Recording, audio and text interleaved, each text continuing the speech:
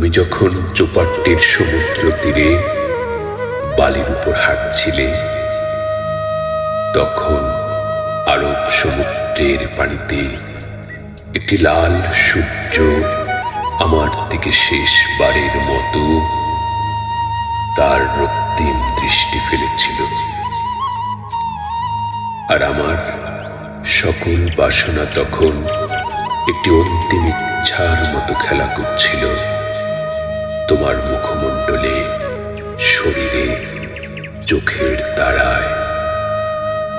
অস্তগামী সূর্যালোকের লাল আলো কোটি কোটি বালুকণার আত্মা থেকে অচিন্তনীয় এক জ্যোতিকে নিয়ে এসেছিল তোমার অন্ধকার চুলের খেলায়।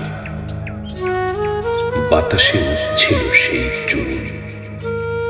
আমি সমুদ্র সৈকতে হাঁটতে হাঁটতে দেখলাম, প্রথমবারের মতো অনুভব করলাম তুমি অনেক দূরের।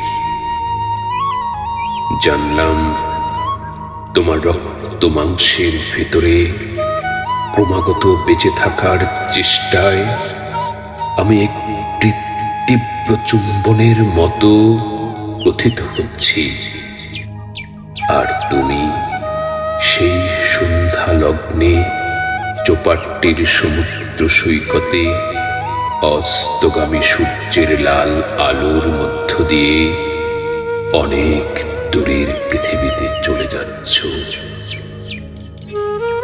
জানলাম তুমি অনেক দূরে।